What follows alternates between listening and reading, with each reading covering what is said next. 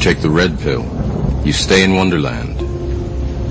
And I show you how deep the rabbit hole goes. Is this the real life?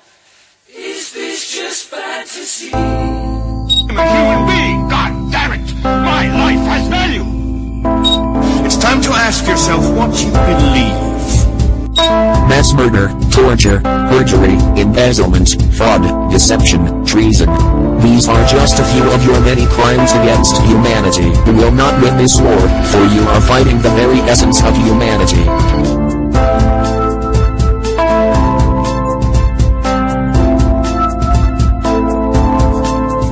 Hi, welcome to Truth or Talk. I'm April Bud. And I'm Virstyne Henry. Please check out our website at truthertalk.com. You can find our archive shows, our essays. Like us on Facebook, Twitter. You can find links to all of that. And, yeah. So, anyway, how you doing, Virstyne? I am okay. I have a bit, Good. yeah, I'm okay.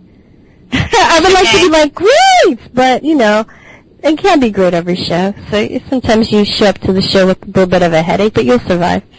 It's okay. Yeah. Yeah. I know. It's, you know, sometimes when we're working these Sundays, I'm okay in the start, and then I was telling you earlier, like, my headset gives me a headache. I don't mean to think you guys feel bad. It's just, it's the sacrifice I feel put bad for us today. Oh, no. It's the sacrifice I make because I love you know what you need, April? You need some good old-fashioned pharmaceutical manufactured aspirin. That'll help.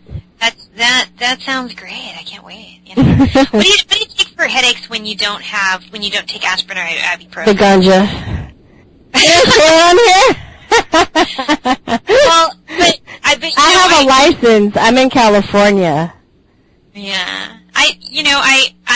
I'm actually pregnant though. I'm expecting. I don't so I'm yeah. You can't do that. Yeah, I don't know what I'm supposed to take at this point if I get a headache. Chocolate? Can you eat chocolate? I guess I can have chocolate. Raw cacao's good for you. It has a lot of antioxidants. Try that. What's it called? Raw cacao, nibs. Raw cacao nibs. Oh, cacao. Yeah. Raw cacao nibs. Okay, fabulous. All right, I'll try that because I do think you're right that there's supposed to be some kind of. There's an element in caffeine. I know you're not supposed to have a lot of caffeine when you're pregnant, but that's actually part of what aspirin is made out of is caffeine, and so caffeine in and of itself can actually help headaches. And I know this to be true because I'm a coffee drinker, and sometimes a little bit of coffee can heal a headache. But like I said, when you're pregnant, you're also not supposed to have a lot of caffeine. You can have a little, but just not a whole lot. So. Oh, you know what? Let me see. But I don't know. I mean, actually, I'm reading.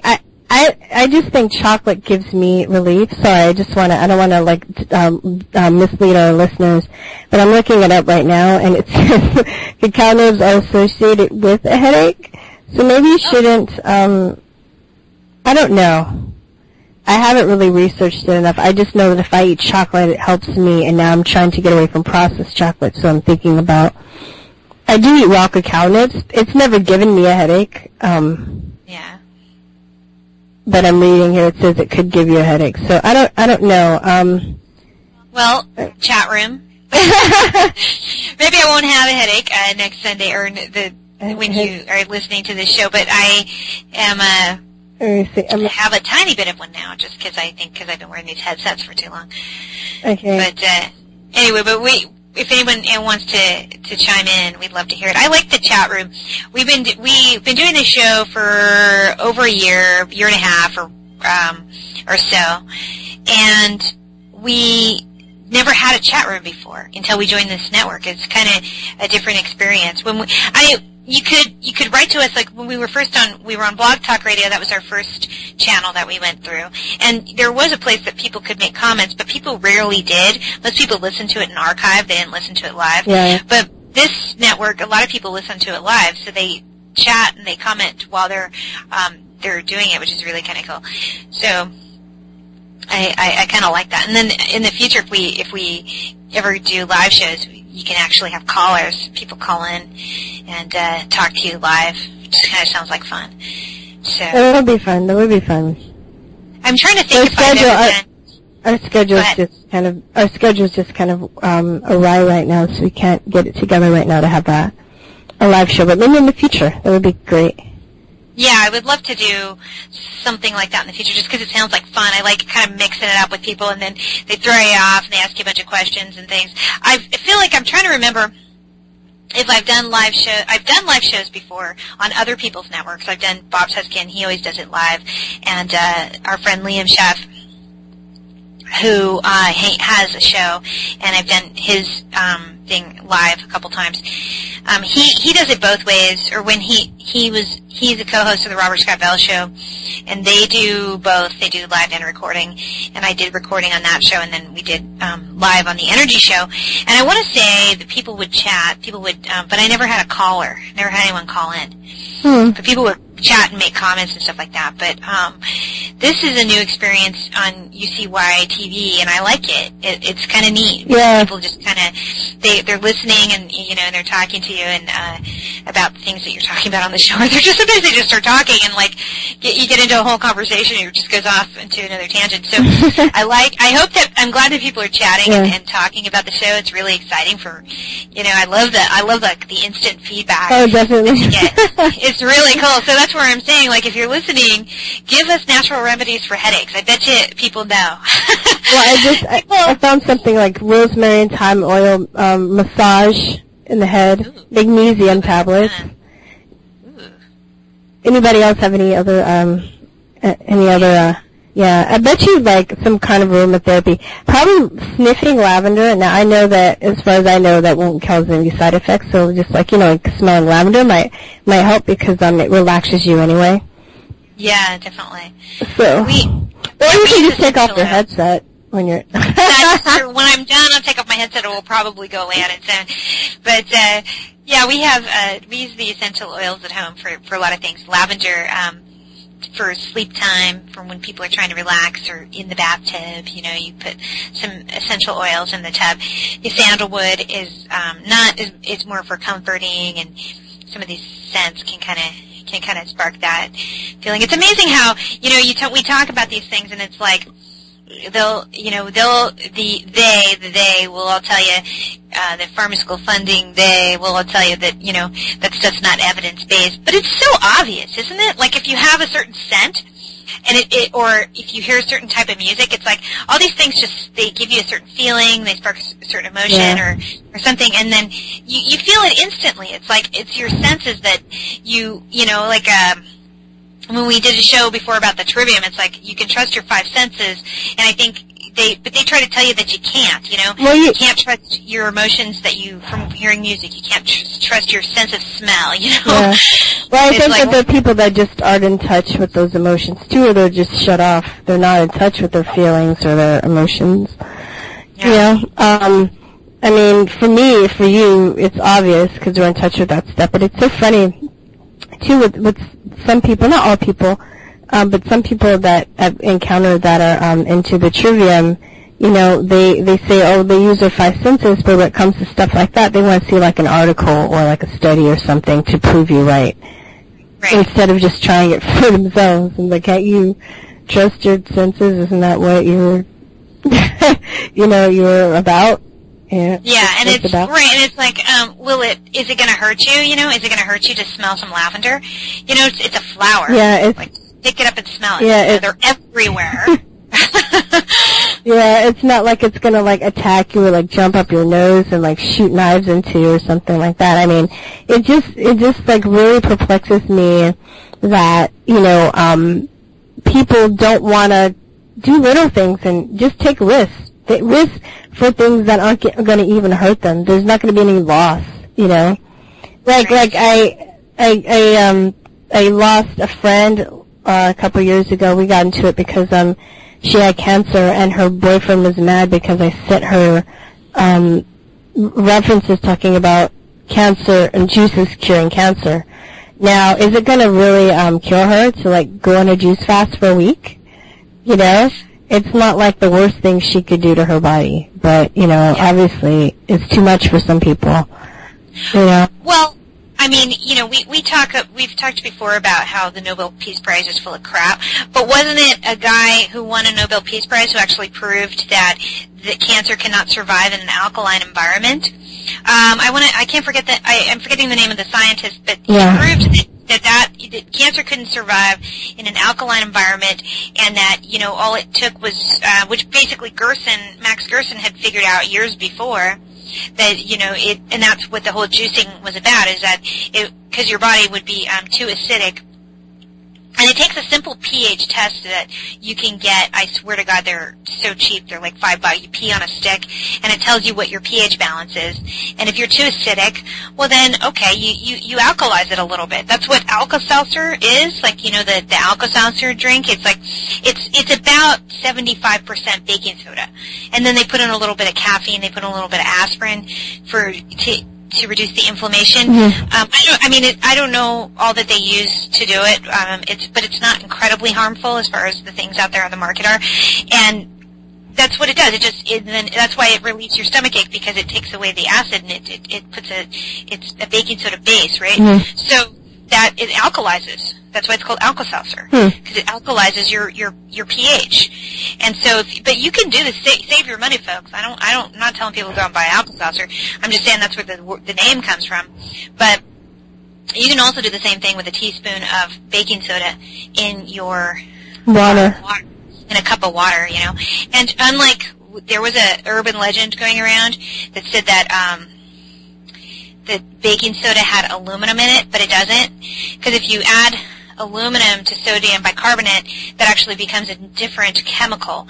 So it's not. And what people were getting confused about is that aluminum can be found in baking powder. Yeah.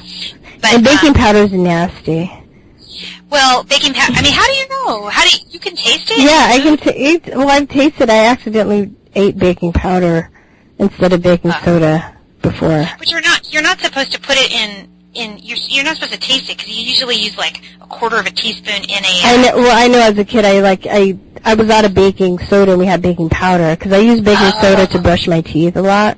Gotcha. Okay. So I'd use baking powder. It's fucking nasty. It was awful. Right, because I was going to say, like, how would you know that? Because when I put it in, like, to bake a cake or something, it's such a minute amount. Yeah. I ate it raw. I ate it after. I was like, well, it looks the same. It has the word baking in it, so it must be the same thing. Not. Yeah. Well, so there's a couple of baking powders on the market that don't contain aluminum, but so you can. Why do they put aluminum in baking powder? Is there any justification for that?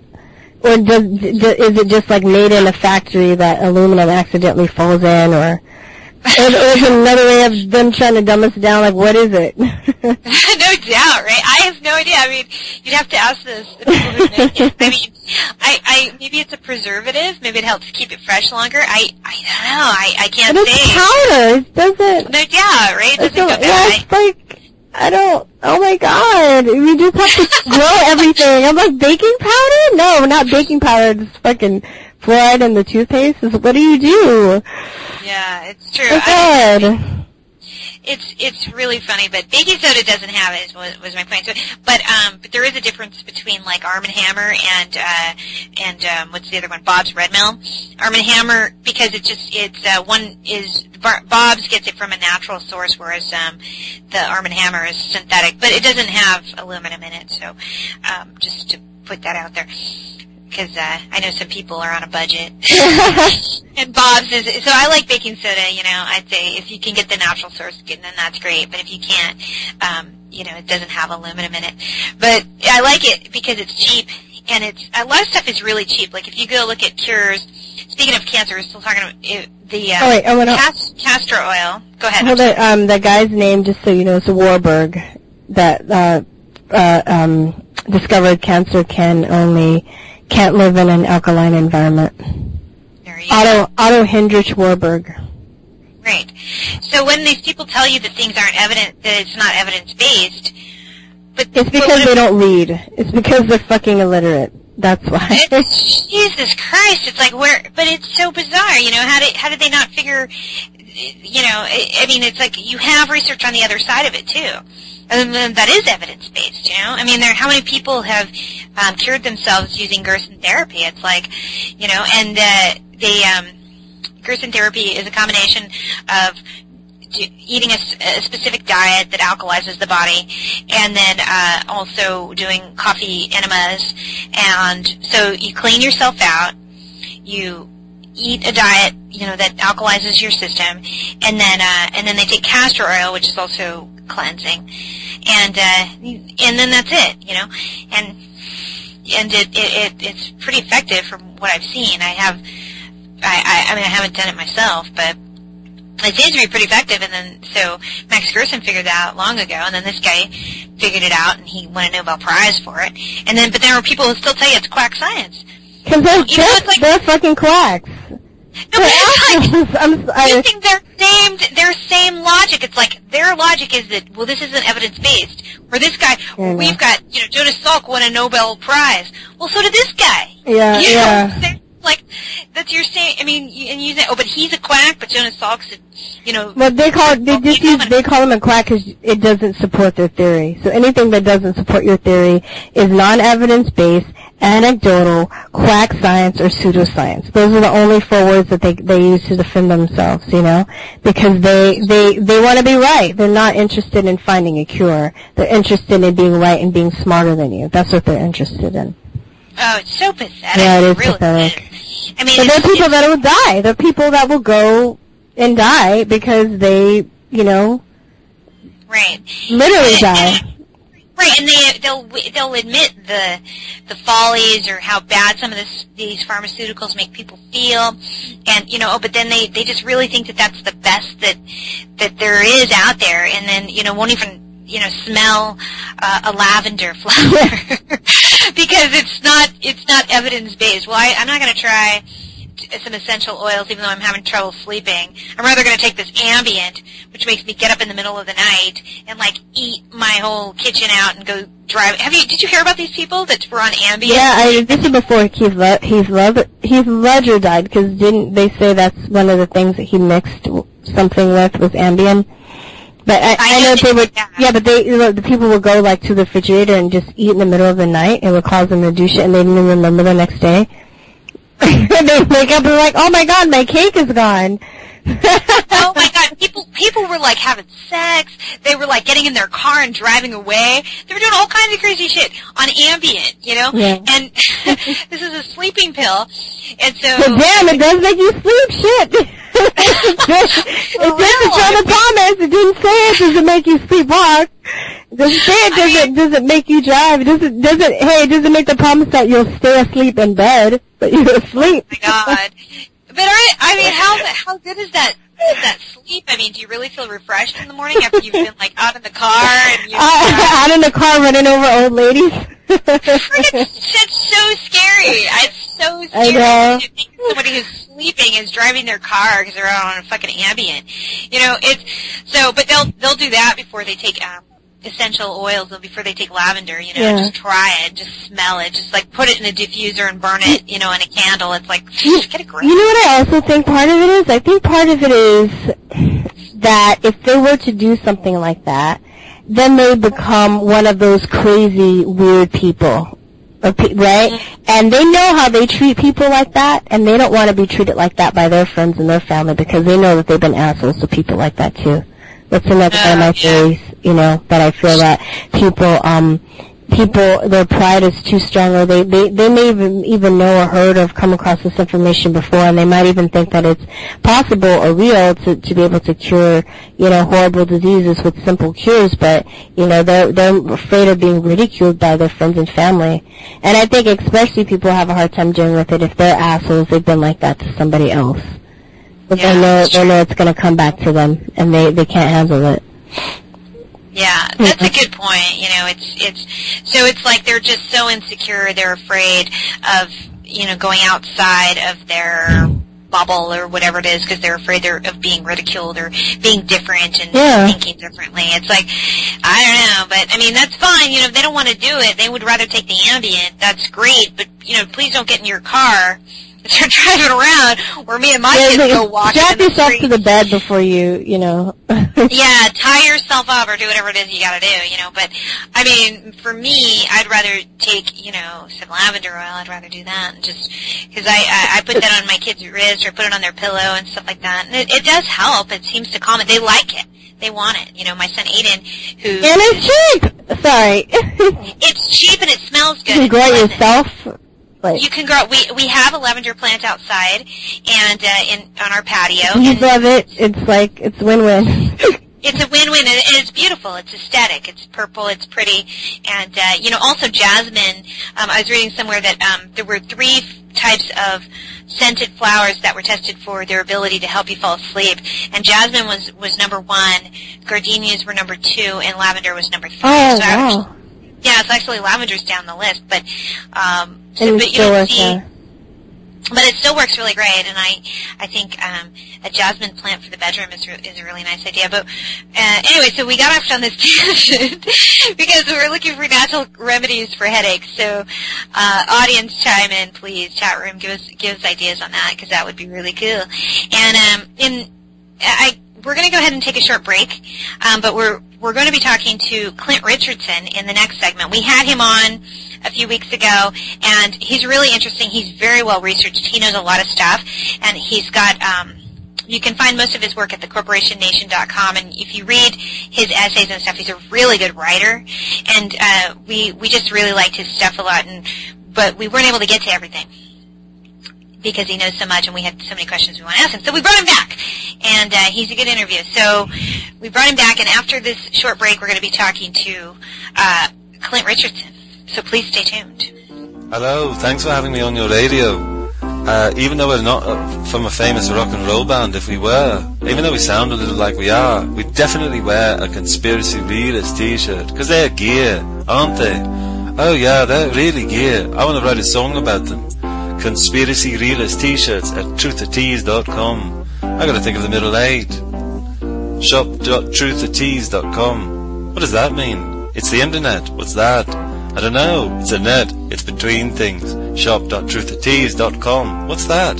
It's where you get Conspiracy Realist t-shirts. Oh, gear. Hi, welcome back to Truth or Talk. For today's show, we're bringing back Clint Richardson. Clint was on our show a few weeks ago, and we weren't able to get to all the questions we wanted to ask him, so we're bringing him back today. And in case you didn't hear that show, let me just tell you briefly who Clint is. He's a writer, independent researcher, radio talk show host, documentary filmmaker, and public speaker. His works, essays, show links, and more can be found at realityblogger.wordpress.com. That's blogger with 1 G. And thecorporationnation.com. Please welcome to the show, Clint Richardson. Hey, Clint. How's it going, guys? Hey, Clint. How are you? Good. Good to have you on. Yes. Thank you very It's much. good to have you here. So, Clint, we really enjoyed talking to you the last time we had you on, and the hour just went by so quickly. We wanted to bring you back, and one of the things that we didn't get to ask you on the last show, we wanted to ask you about is your research on marriage or legal marriage. So, can you describe to our audience what that is? Like, what does it mean to be legally married in this country? Well, now people aren't going to like to hear the answer to that question because, yeah, as you guys know, the truth isn't always very pleasant. Yeah. First of all, you have to consider that you need a license to get married. Now we have to remember what a license is. What is a license? Now, you have 2 different forms of law that sort of are diametrically opposed to each other, and one is called the natural law, or more eloquently, God's law, which is simply basically the do no harm, live in what's called equity as opposed to equality. Equity basically just means to subscribe to and be subject only to the natural law, which basically means you don't need government because you're not harming anybody, so there's really no problems. Inversely, we go into political law, which is everything under the Constitution, under the United States, and under your state. These are all statutory or political laws, which no matter how you cut it, a political law is always going to be against a natural law, even if that political law is protecting the natural law. So when we, let's say, like, when I say you need a license to get married, what does that mean? Well, is marriage illegal? No. Well, yeah. In some cases, I guess, you know, you can't marry a child, you can't marry a goat. Well, yeah, see, so what does it mean to be forced to get a license? What is a license? That's the first question. Well, a license is permission from the state or government in general to do something that is unlawful or illegal. Okay? So you have to ask yourself again, is marriage, first of all, is marriage a natural act? Well, it technically it is. So technically it has nothing to do with the state. So what we have, unfortunately, is permission to contract, because that's what marriage actually is. So if we go to the courts, and we read what the court's opinion is, and of course you know, if you go to a legal dictionary, if you go to, you know, Black's Law, Bouvier's, Webster's 1828, all my favorite, not necessarily in that order, you'll find the definition of marriage. In the courts, when they're deciding on what is marriage, they say marriage is a civil contract to which there are three parties, the husband, the wife, and the state. And you're like, oh, I didn't know I was marrying the state.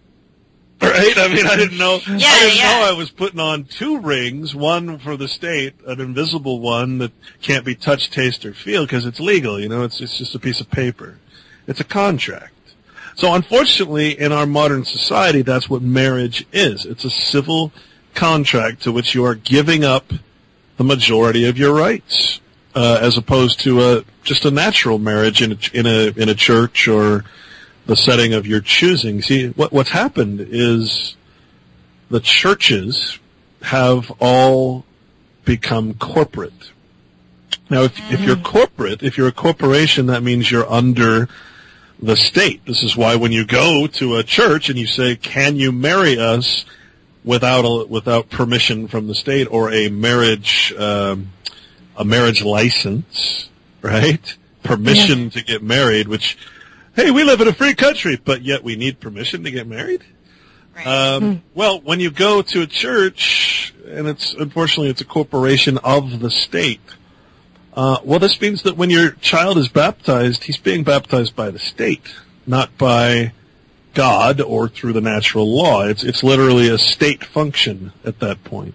It's recorded, actually, in the state. So, likewise, marriage is no longer just a natural or beautiful commitment. Okay? In other words, an unwritten law that you're going to be faithful and take care of each other till the day you die. Now it's actually a contractual obligation. So you've just taken it from the natural realm, and through the license and the certificate, you've created a literal contract. That's all that marriage is in the civil realm, in the civil law. That's all it is. It has nothing to do with anything, with love, with any emotional state whatsoever. Marriage is simply a legal contract, nothing else. You know, I read your article entitled "Do You Own Your Children?" And to some people, you know, that might sound like a silly question, but I found it very interesting, and I wanted to know what prompted you to write this article, and why isn't it such a silly question to ask? Well, my co-host on our Republic Broadcasting, he's with me every Thursday. Actually, one day just happened to mention this one court case. I can't remember. It was a really, really horrible writing, and I looked at it and I'm like, oh my God. So I just started looking for all the court cases that I could find that had to do with marriage and what marriage is. And what I came up with was just absolutely shocking, because remember, we get confused at the words that we use every day when we say, you know, it's the opinion of the court. See, the problem is your opinion doesn't matter. When it comes to legal stuff and legalese, public opinion literally means court opinion or case law, basically. Common law, if you will. So common law has been basically taken over by what we refer to as the law merchant. It's been basically corporatized, if you will. So when I say that, I'm not telling you my opinion here. I'm saying that the court makes public opinion. We don't. The people have nothing to do with public opinion. It's literally a term that refers to what the court decides in public law. So, when we read such cases as it's Illinois appellate court judgment from 1997. We can read when two people decide to get married, they're first required to procure a license from the state. And this is because the state is issuing you the contract between itself and you two. If you have children of this marriage, they are then required by the state under contract to submit their children to certain things. Because remember, the state is the number one position. In other words, it's in charge of the marriage. You are participating under contract. Your children are the product, literally product. When I say the word product, don't think in terms of natural law. Think in terms of a business in commerce. Your child is a piece of commerce called a product of the marriage being a corporation.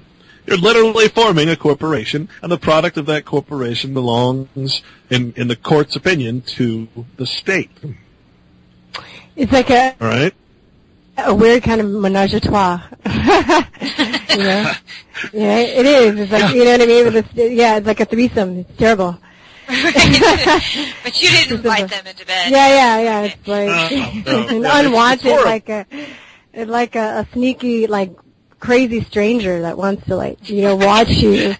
It's awful. It's awful. It's awful. It is horrible. It is horrible. And people don't quite grasp that there are two languages happening.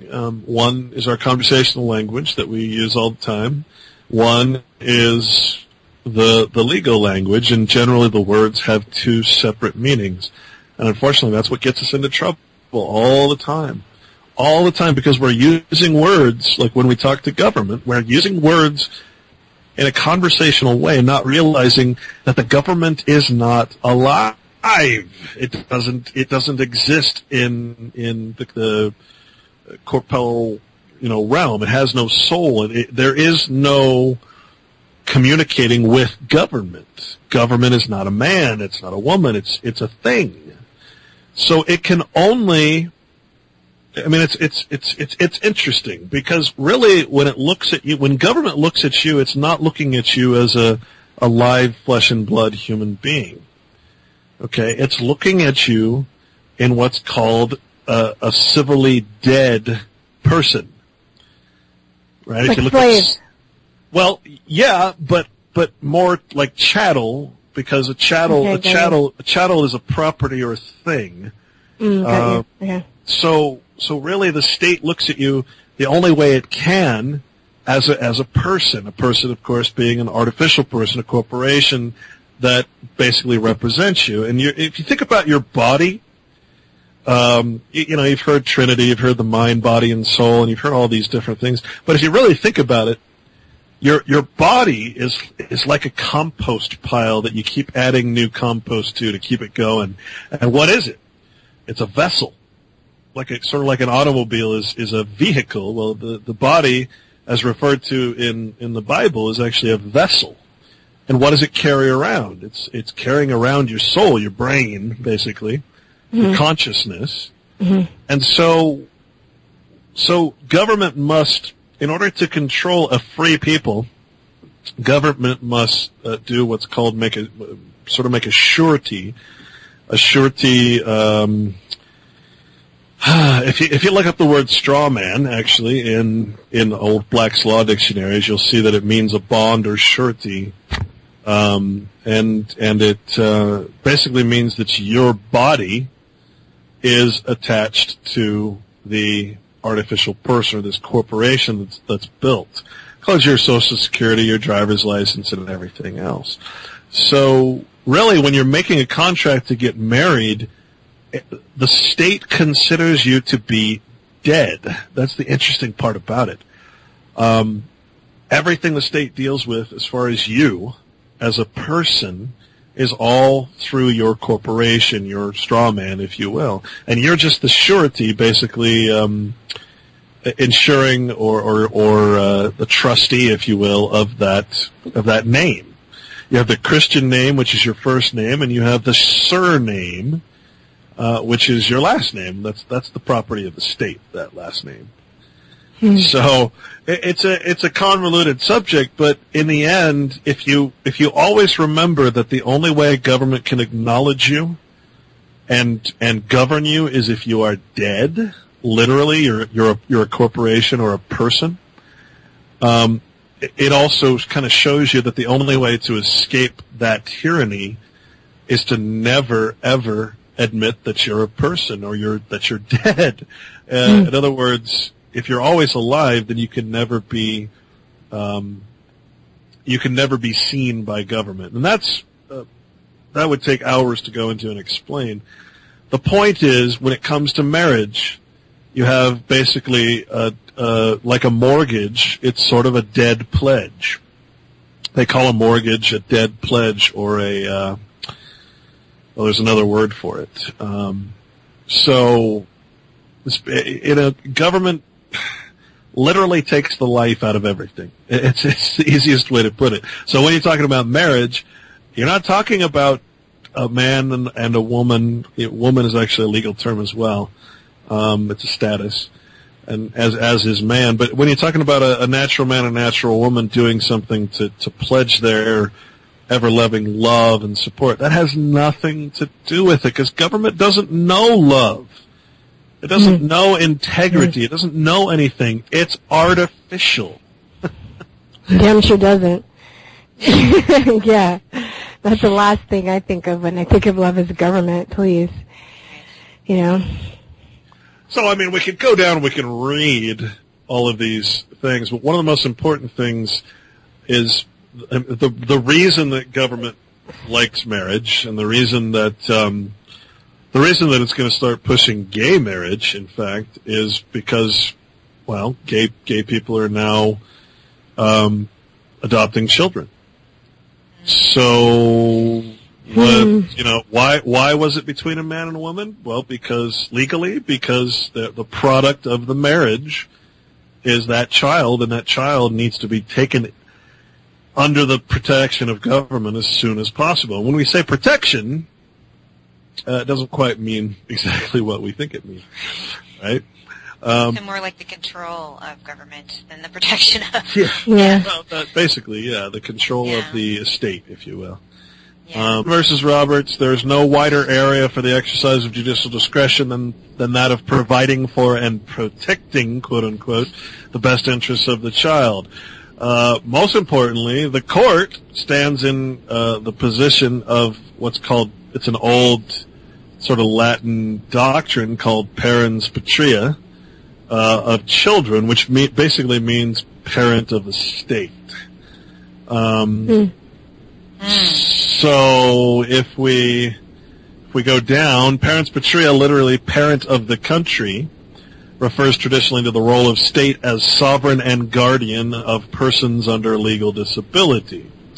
Pursuant to the parens patria doctrine, the primary control, listen to this, folks, the primary control and custody of infants is with the government, to be delegated to you, the parents. So this is to be delegated, this is the opinion of the court, to be delegated as, of course, to their natural guardians and protectors. In other words, the people who had the baby or the people who adopted the baby, so long as such guardians are suitable persons to exercise it. So in other words, it goes on, quote, in other words, the state is the father and mother of the child, and the natural parents are not entitled to custody except upon the state's beneficent recognition that natural parents presumably will be the best of its citizens, another artificial term, to delegate its custodial power. So as long as the parents obey the law,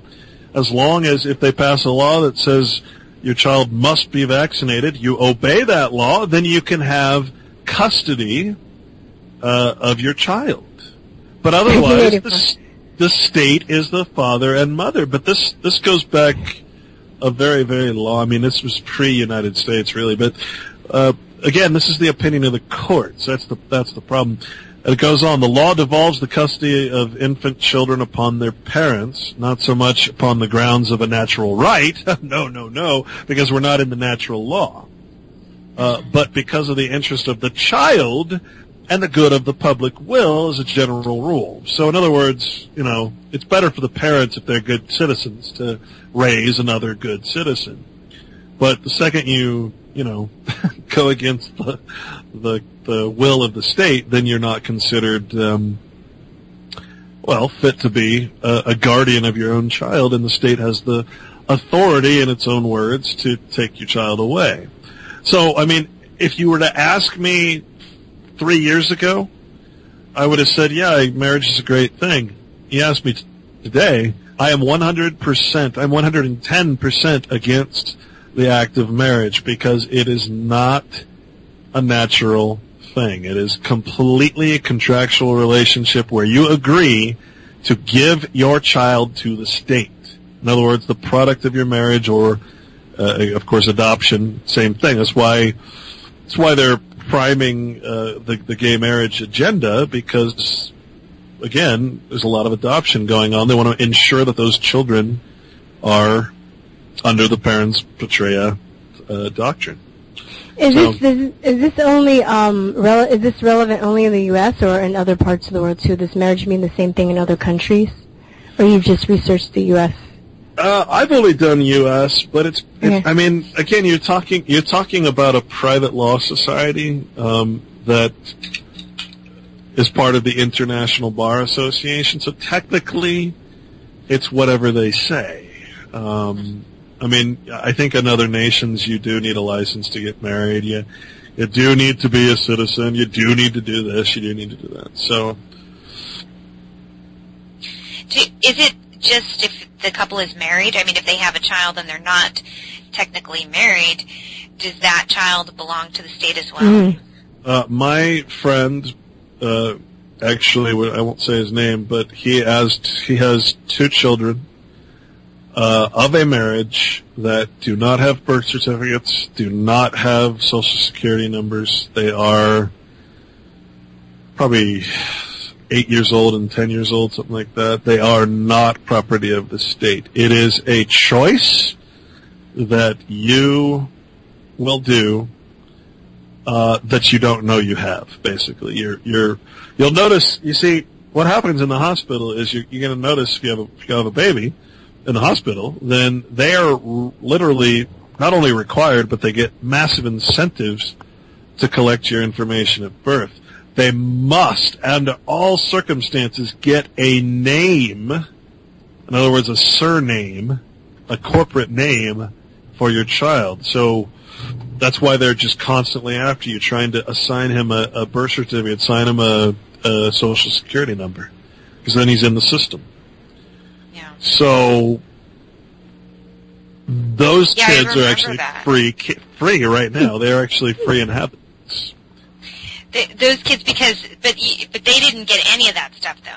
So if you're married, let's say if you're not married, but you still have your child in the hospital and they get a birth certificate, then they're automatically going to get a social security number, and boom, they're the only way that they can get a birth certificate is if you.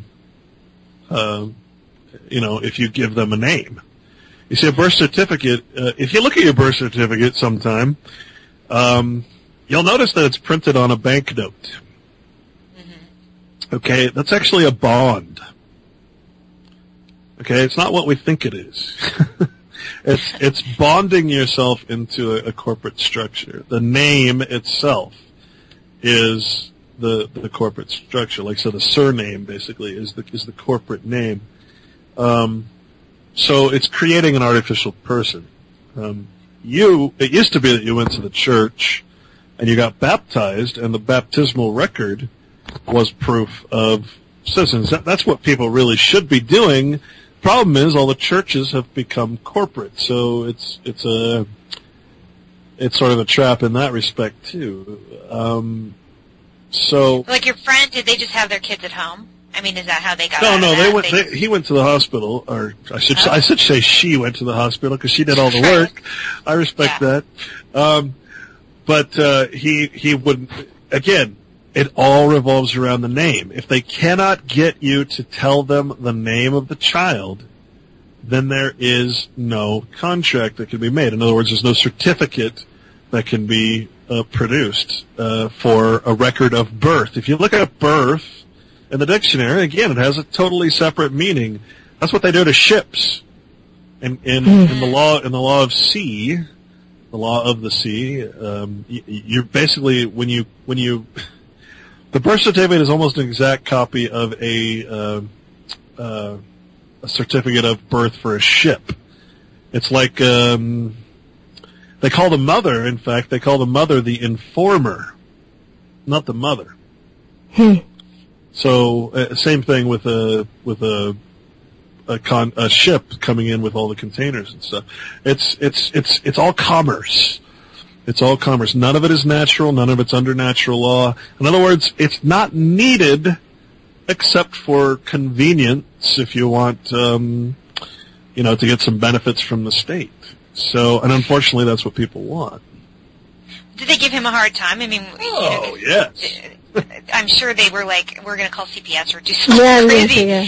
Literally. Because he didn't. Yeah, they said, well, we haven't decided on the name, so we can't give you a name. Sorry. And that was it. And of course they tried to pester him because it's, I think the hospitals get into some modicum of trouble if they can't rustle it up. And again, it's a for-profit business. They're getting money to get that to collect that information. This is how hospitals make a lot of money.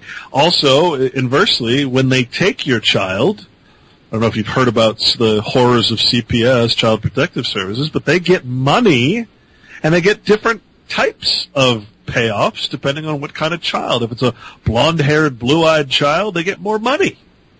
Yeah. So, because everybody can go to different countries and adopt, but you notice that you can't adopt. It's very hard to adopt the little white kid. So, yeah, and unfortunately, the reasons for that go much deeper into, which I won't get into, but child ritual sacrifice and all that kind of crap that's going on in this country, rape rooms and. Oh yeah, we had a show on that. Talk with Kevin Annett. Are you familiar with him? Yeah. We've interviewed him, and we've gotten into that a little bit, so we understand a little bit about that. Yeah, but it's horrible. Yeah, I mean, terrible. Researching that stuff is like, that's probably the most disturbing stuff. That and the NK drip, yeah, those two things. Well, I mean, you think you're kind of awake and you know what's going on in the world, and you start researching that stuff, and you're just like, ugh, I can't even take it. It's like it's so disturbing. You can see why people don't want to talk about it, because it's just so horrible. But but this is pretty bad here too. I had 2 kids in a hospital. And I'm pregnant again, but I'm not going to the hospital this time. And so that's why I was kind of asking you these questions, because I'm going, how do I kind of get out of that? But this one I'm going, I'm doing with a midwife, so I'm not going to go to the hospital because well, first of all, that whole thing in and of itself, like, we were talking during the short interim about the, nutrition and medical complex and things like that. Like that whole thing in itself, the hospital can mess up your child at birth, and then just going there, but then also just signing the legal contracts. So I guess I was just kind of curious, like, how do you sort of get past that? And because when we actually had our kids, we weren't married. So it's all voluntary. Every single thing you do is voluntary. Again, we go back to the words. The word magic. Word magic. Illicit. The word illicit, for instance, means to use word trickery and magic to gain a political advantage. So what does a police officer do? He tricks you into signing a citation which is actually an illegal summons to appear in court. He elicits, so he uses word magic. In this case, he threatens you, right? So, I mean, basically, you're volunteering every time you sign something with government. You're requesting it, and that's why it's called an application. All right. So now, in my own process, and I'm not giving legal advice here, by the way. I don't practice law. I'm not an attorney. Blah blah blah blah blah blah. Disclaimer. Yeah. Right. My personal path in discovery has been that the only way to truly be free from all that and to go into the sort of de jure form of government, which is the United States of America, minus the Washington D.C. thing, which is like a holding company, like a corporation. That has not. It's like the political law versus the natural law that's supported through the Articles of Confederation, basically, and the Declaration of Independence. If you read that, you'll see that it's basically saying natural law is king, whereas the Constitution is completely adverse to natural law. Natural law being do no harm to others or their property, and you got no problem. You live free the rest of your life. Govern yourself, basically. So my personal process, if you will, what I've figured out is that you need to go back to the source. What is the source of any contract? It's your signature on an application. What is an application? It's defined as an applique. In other words, it's something that sticks to you. So you need to nullify the original contract. What creates a contract? You're actually, like you said, you're applying for slavery by applying for citizenship. You're applying for a social security number. You're applying for a birth certificate. You're applying for selective service. You're applying for a driver's license. You need to go back, especially with Social Security. And literally in the code, it actually can. I mean, you can do it with a form. There's a form called. If you want to write this down, you're going to read the form. It's SSA-521. That's the official form to rescind your signature or to withdraw the application. If you withdraw the application, basically that means that the whole thing, the whole artificial construct that is Social Security, it's retroactive. It never even applied to you.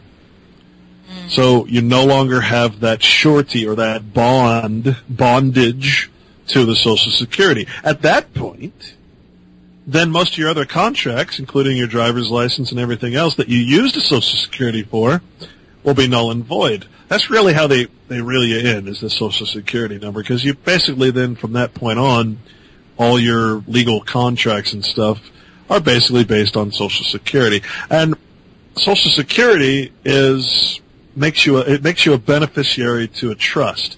That is why you're liable for tax, according to the IRS. You're a taxpayer because you are a latent receiver of a benefit from a mutual trust, basically. Okay, so the whole tax code is basically based on you having a Social Security number and the fact that you're going to collect benefits from Social Security. That's the whole kit and caboodle right there. So once you're out of that, you are no longer a taxpayer. Taxpayer is a legal term used to describe someone who has that tie. So I mean, it's an incredible realization that I mean, truly, the only way to be free, which is a loose subject, because of course you're dealing with a military occupation, basically by this United States.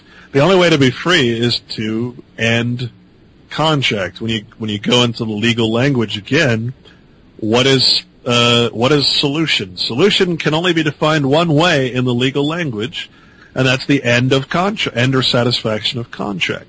What is honor? Honor is not what it means in the Christian land. It's what it means in the legalese land. It means to pay a debt. See, these guys have no honor because their kind of honor is to put you into debt that's perpetual so that you're always a slave to that debt. So honor is literally paying your debt on time. See, this is how government thinks. What is solution or satisfaction? Again, satisfaction of contract. The only way you can be free is if you're not contracted. That's what citizenship is.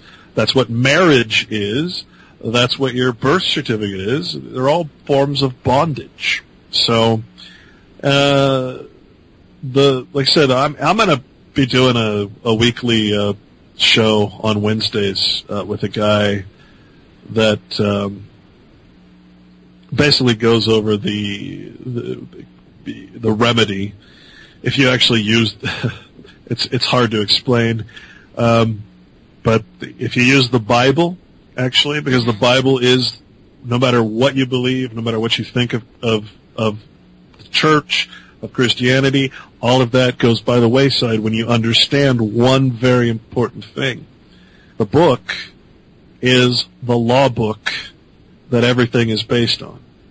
And once you get that under your craw, and you realize that every word in the Bible, and especially I refer to the King James Bible, which is, there was a reason they call it the authorized 1611 version, and there's a reason that the whole language was changed at the same time that Bible was created into a legalese, because it literally is the law of the land. It's a presentment of the natural law, which is the teachings of the character Jesus.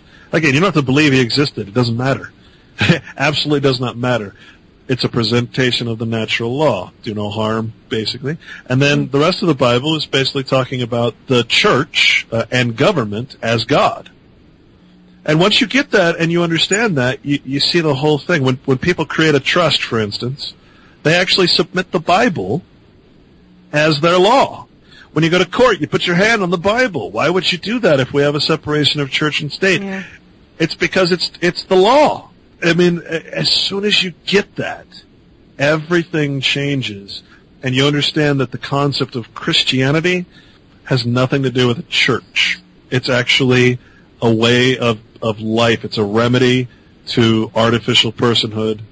It's all throughout the Bible. You shouldn't respect persons, meaning corporations. I mean, it's an incredible understanding. And no belief required. You don't have to, all you have to say is, God is higher than man. Because as long as you don't acknowledge that, and of course they're doing everything in their power to make that a reality in America, that people turn their backs on God, because then the next tier down is man, or government, or church.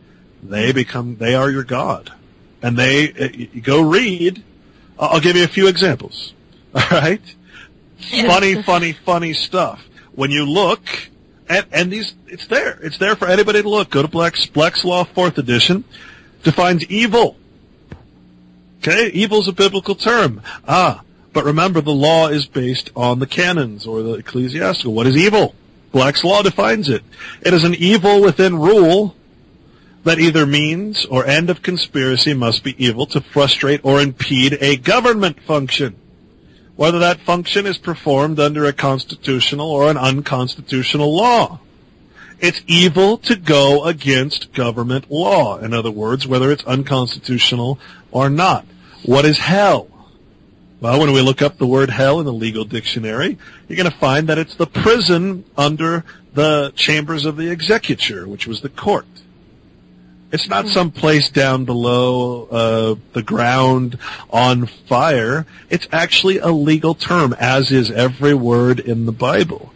Oh, what a revelation that is. I mean, it's incredible. Every single word. I mean, I could go on and on and on. It's absolutely incredible. So, literally, like people in the know, people in trust and estate law, they create a nonprofit corporation and they submit the Bible as their law, and now they're in control. Their nonprofit trust, basically, and again, this is a very elitist stuff that I would never participate in. Their nonprofit trust is now in charge of the corporate state name, the birth certificate, and all that. And they basically, all these IRS forms they fill out, and they get all their money back that they've spent the entire year, as if they are a nonprofit business. Wow, I mean, this just sounds terrible. It is. No, you're like, because it is. I know. Think about it. Think about it this way. I just read you the definition of hell. Yeah. Well, guess what? What are we all, right? Hell was a debtor's prison. People who didn't pay their debt or honor their debt went into the executor's prison called hell. What are we? We're in debt. We're all in hell. We're all in debt. Yeah. Think of it that way, and things change in your mind. Yeah, I'm just curious, because I know, like, there have been laws preventing slaves from getting married to each other, like, and then there's, like, the interracial marriage at Nation at Loving versus the state of Virginia, and then gay people now fighting, for their civil rights to get married. And it's like, to me, now that I look back on it, it's like, these people you're asking to be accepted into this popular clique, right, in order to be happy. Why do you think it's not enough for people to just be with one another? Well, in order to go on. You got to remember that there's a reason why I say let's take the royal family, right? Take the Rothschilds. Everybody knows the Rothschilds interbreed, right? You got to ask the question: why are these people interbreeding? Well, let's take Obama. Yeah. Okay, did you know that Obama is actually the first cousin of Anne Boleyn and King John? I've heard that. Right. Yeah. What that is, his blood type is AB negative, which is about 1% of the entire. It's less than 1% of the entire population. The reason you got to remember this above all else that what we call racism really stems from the fact that blood types don't mix well. Okay, so if you're a negative blood type woman, and you marry a positive blood type man, or vice versa, I think it is, your body will actually fight the blood because it's a foreign blood. It treats it as a foreign enemy to be defeated, and your body will go into overtime to kill that formation of life because it's a foreign blood. This is, you can verify this very So this simply. is according to their theory, right? No, this is basic medical 101. It's just not that well. What do you say? I come from a mixed background, so what do you... modern, the reason that they interbred so much was because they were keeping the blood either negative or basically negative. The whole royal line is basically a negative blood, and they've got their own diseases that only affect negative bloods. Unfortunately, they're uncovering all the diseases that only affect positive blood, which is about 87% of the entire world's population. You've heard of the concept of depopulation of 90% of the people. Well, all you have to do is wipe out the positive blood types. Okay, that's unfortunately that's a reality. And you can look at patents to show that. But what they've done in modern medical history, now they can suppress the immune system. They suppress the immune system for many things.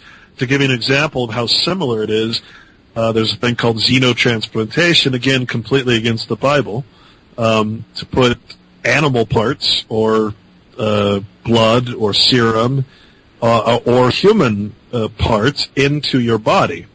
So my friend has a pig vein in his arm because they didn't have human veins to put in his arm.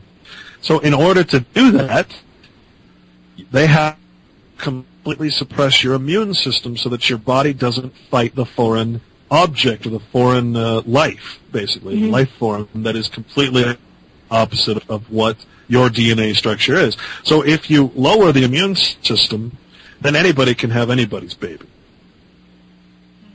I see. So just for pure understanding of history, the reason that people segregated and would not allow their children to marry, say, marry a black person or a Jew, they're still in it to this day. A Jew is not supposed to marry anybody but a Jew. There's a reason, because Jews have a high negative blood type. Okay, the specific Ashkenazi Jew, the white Jew. That But really, what happened? What happens? Because I think I'm okay. So I mean, what is like the? I don't have like 9 heads or anything. What is the consequence? Well, no. The only thing I'm trying to make you. No. I'm just perfect. I'm just trying to make you understand that it didn't derive from some hate. It didn't derive. It derives actually from a specific lineage, which has to do with blood. The blood type and the blood of the royals is what allows them. Well, they call themselves royals. Is what allows them, their genealogical history, is what allows them to be to pretend to be God, basically, on Earth. So that's the most valuable. That's more valuable than gold to these people, is to be able to prove their genealogical bloodline. What's the reason they call it bloodlines? Because it has to do with blood type, not like everybody. A lot of people are related, for instance. That doesn't mean that you're carrying the negative blood of the queen, who's I think O negative, if I'm not mistaken. So I'm just trying to be a little history that it's not all developed in hate. That the reason there was so much segregation, for one thing, there was no travel. I mean, people weren't traveling continentally until, last however many centuries. But before that, I mean, people stayed where they were, and it's you go to Japan, you expect to see Japanese. You go to China, you expect to see Chinese. You go to Korea, you expect to see Korea. There's a reason they don't mix. And it has nothing to do with morals, values, anything. It was literally to protect the blood. That's all I'm trying to get across. Oh, okay. Yeah. Gotcha. So. Yeah, I guess it's I know a lot of women who had the ROGAM shot during pregnancy. And doesn't it have something to do with that? I think like if she has a certain type of blood type, or her type is different than her baby's. They do something like that. It's like, and so then they get this shot. Those shots are very toxic, by the way. A lot of women get them. They have to have them, or else sometimes the babies will spontaneously abort. But then, if they don't, they won't be able to carry them to term. But and that's designed. I can't remember if that's the name of the specific shot, but yeah, it's designed to literally lower the immune system so that your body doesn't reject the foreign body. Basically, it's not the same. It's not the same kind of human that you are, because it has different blood, basically. Right. And by the way, this is the reason that everybody's basically got all of these diseases, these modern dementia diseases today, is because in every vaccine, they're growing those cells on animal substrates. In other words, DNA and bovine blood, and they're basically passing that into your system, because they say in the actual vaccine inserts that you can't get all that DNA out, you can't get all that protein out, so your body naturally reacts and has an immune response.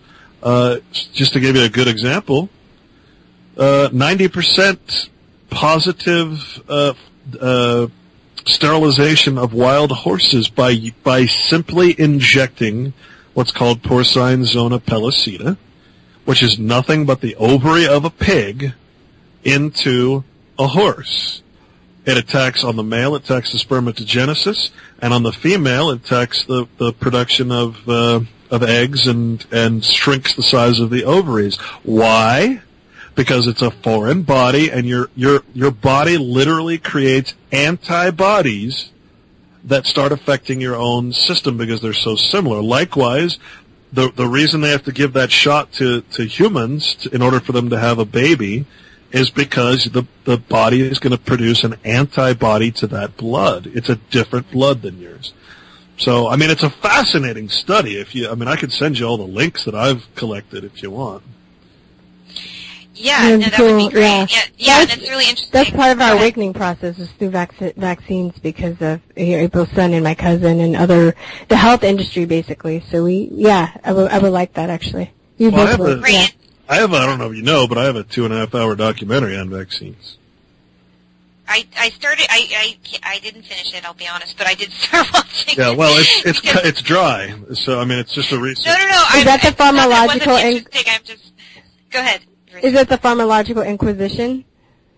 No, that's Jan Irvin, actually. Okay. Mine's called. Mine's free. It's on It's on YouTube. It's called Lethal Injection, the story of vaccination. I didn't. It's not that it was dry that I didn't finish. It was only because I just couldn't because I do have 2 kids and I'm busy all the time, and so this job is something that I do with my love. So yeah, sometimes there's not enough love to go the around. last half hour of that is about the abortion industry and the fact that clearly a moral choice.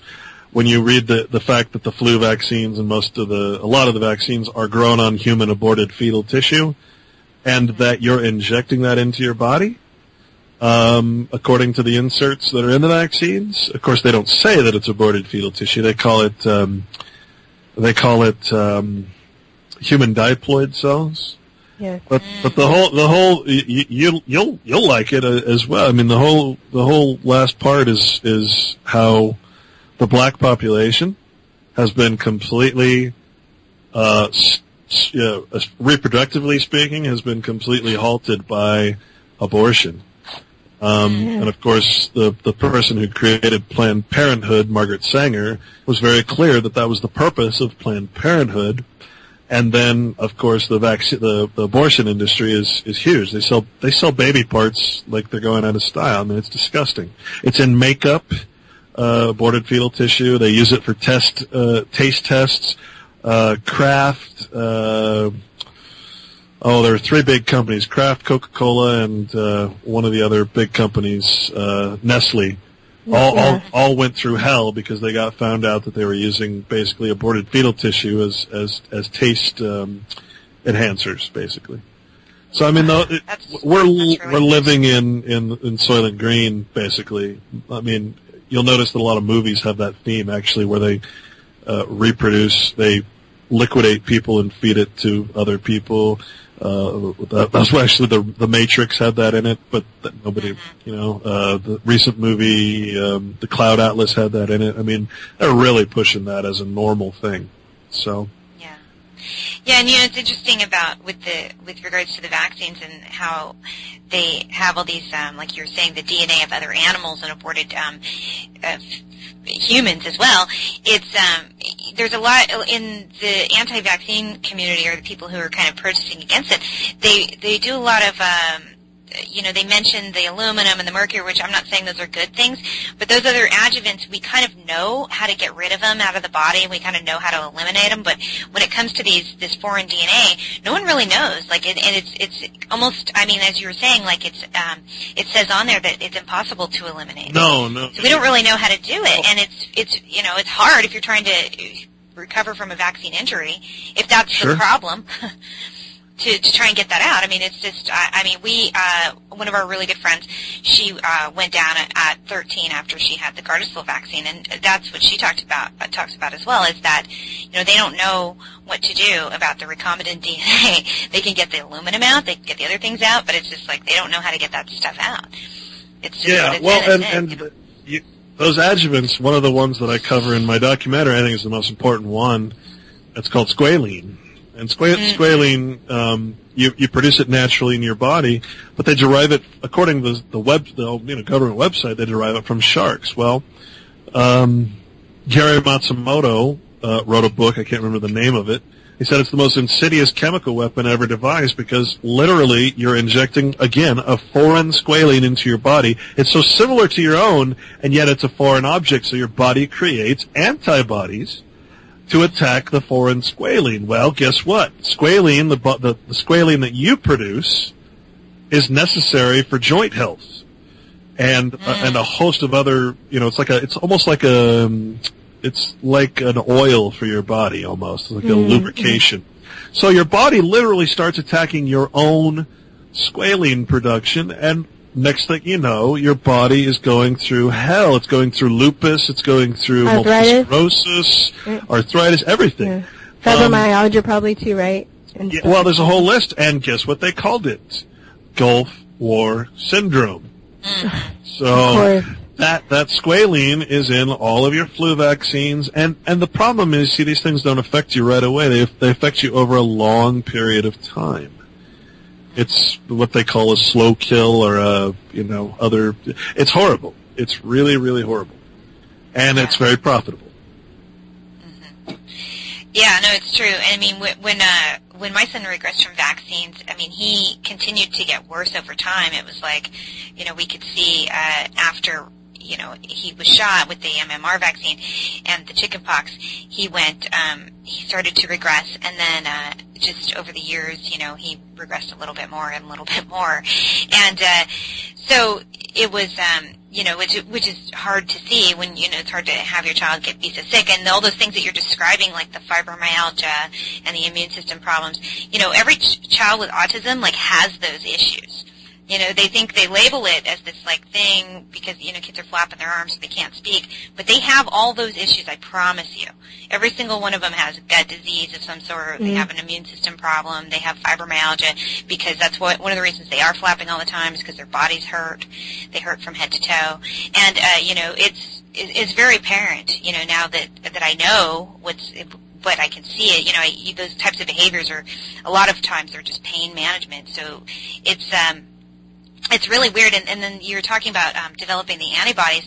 The other thing that I think is probably contributing to all these allergies is because if you think about all the things that they put in there, sometimes they cultivate them from eggs.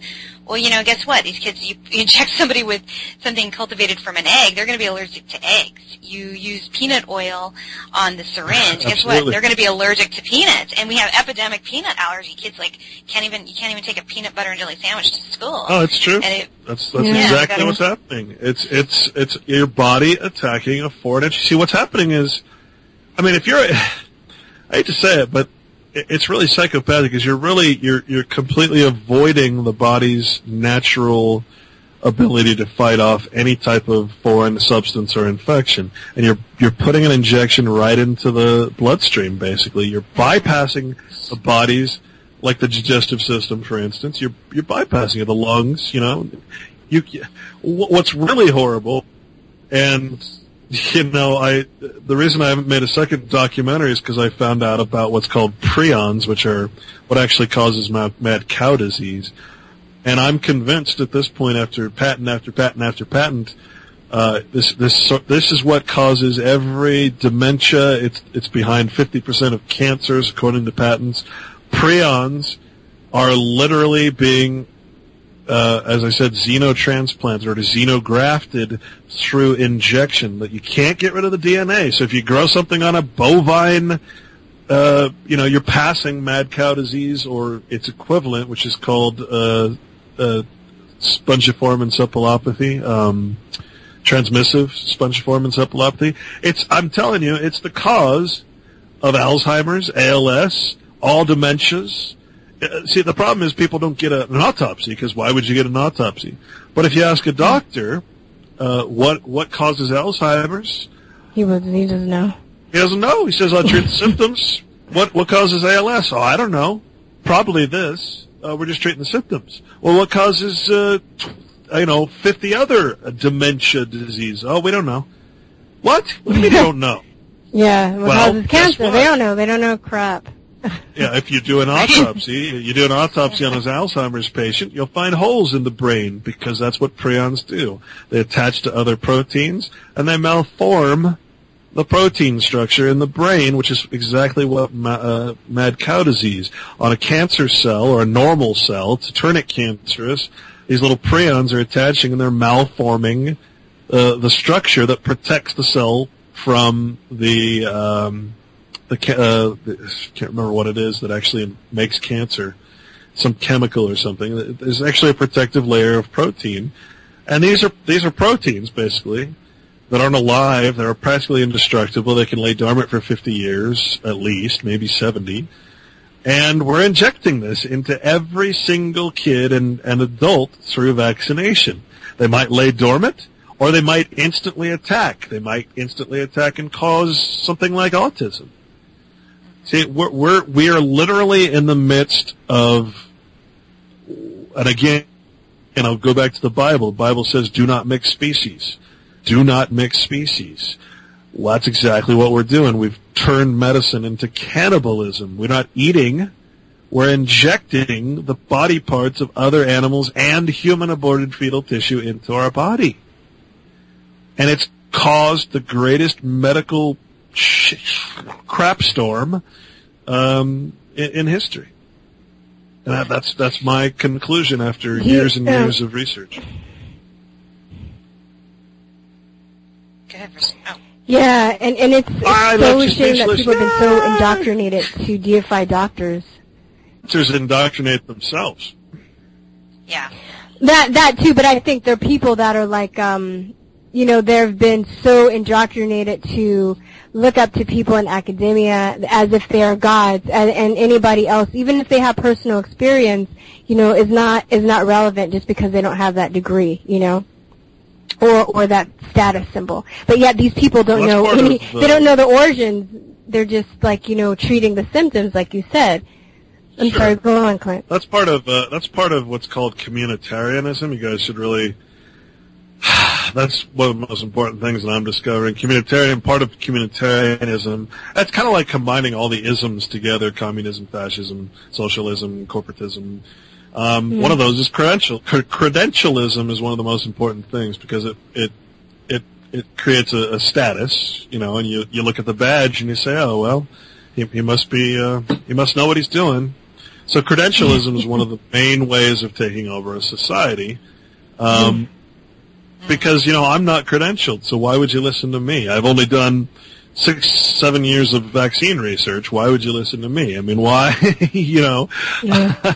Right? I'm not credentialed. I'm trying to warn people of the plague of the 21st century. That's provable. Absolutely. I've proved it in my research. Yet I'm not credentialed, so what do I know? I'm not going to get a Peabody Award for telling you guys this today. Right. Yeah, no, it's true. And then it's funny how well that works for people because I saw recently this woman that I know, and she actually recovered her son from autism, and this guy made a video debunking what she had to say, and I'm going, how do you know? You weren't there. She actually did it. I know for a fact. And but people are name calling at her and name calling her at the person who posted the video, and they're saying that that they're liars and calling them names like ass hat and asshole and all this kind of stuff, and really like just vicious attacks on people who. And I'm going, what? And the guy who made the video quote debunking said that because there's no cure for autism.